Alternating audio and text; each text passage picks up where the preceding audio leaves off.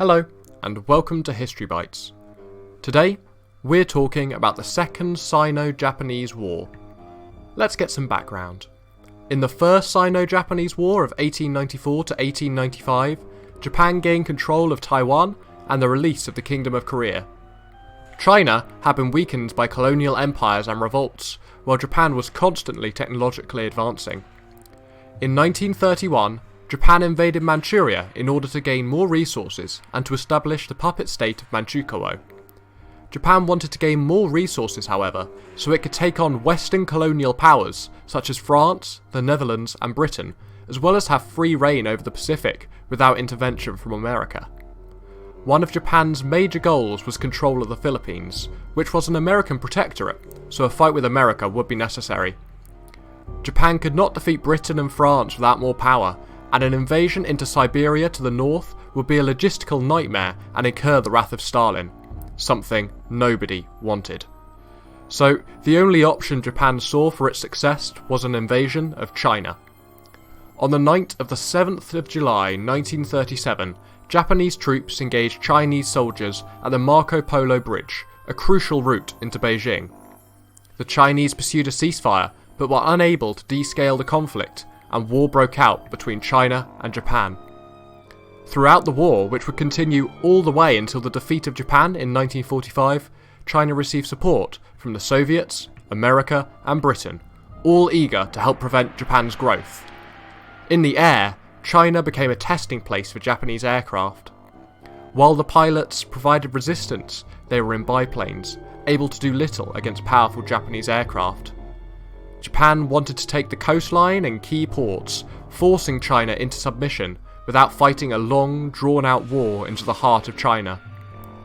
China did not give in, however, and the war continued in guerrilla warfare, with China receiving supplies constantly from other nations. I'm going to focus on two key battles of the war: the battle for Beijing and Nanjing. Beijing. The Japanese attacks began on neighbouring towns to Beijing, showing their power. They sent an ultimatum to General Song, the defender of Beijing. The general refused their offer of peace and prepared his troops for war. He knew he needed more men to defeat the Japanese attack, but his request for reinforcements was denied.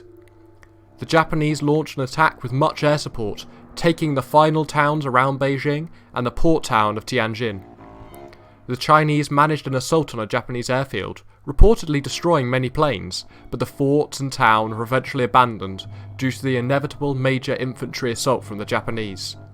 Beijing was alone, with no neighbouring towns for support. The full force of the Japanese Air Force focused the city, and General Song was forced to retreat quickly, with the Japanese easily taking the city. Nanjing. Probably the first thing that comes to mind when you think of this conflict as a whole is this battle and the ensuing occupation. 350,000 Japanese troops marched on the city, but many more Chinese troops defended the city. Japan wanted to show superiority to force the Chinese to pursue peace and preserve strength for a fight with America and Russia, so the troops began a massacre. There is no doubt that the civilians of Nanjing suffered hugely at the hands of Japanese soldiers, but the numbers may have been inflated by the Chinese. It is quite possible, however, that 300,000 civilians were killed in just Nanjing alone. The topic is still a cause of tension to this day. In the war as a whole, Japan wanted to succeed like Germany in Western Europe with a lightning war. The landscape of China and style of fighting on both sides made this impossible. The massacres had left public support in China for Japan minimal, and guerrilla soldiers were everywhere. Few puppet governments were successfully created by Japan, as Chinese support was so low. Japan also refused to turn any real power over to the puppet governments, dissuading people from changing to the Japanese side in the pursuit of power. By 1941, China was gaining huge amounts of support from Western powers, and Britain and America grew more actively involved in the conflict, as Japan drew itself into the wider theatre of the Second World War. Japan had occupied almost all of coastal China, however, despite taking heavy casualties in the war. The Japanese were expelled from China at the end of the war, with much of their fighting force already wiped out by a Soviet invasion of Manchuria from the north, the same day the atom bomb was dropped on Nagasaki. the Chinese withdrawal of China was signed on 9 AM of the 9th of September 1945. This time, 9 AM of the 9th day of the 9th month, was chosen, as 9 is homophonic with long-lasting in Chinese, suggesting the peace would last forever. The damage dealt to China during the war led to the Chinese Civil War and the leadership of Chairman Mao Zedong. I hope you enjoyed today's episode on the Second Sino-Japanese War. If you learned something new, press like and subscribe if you're new. Leave a comment on what you thought, and I'll see you next time.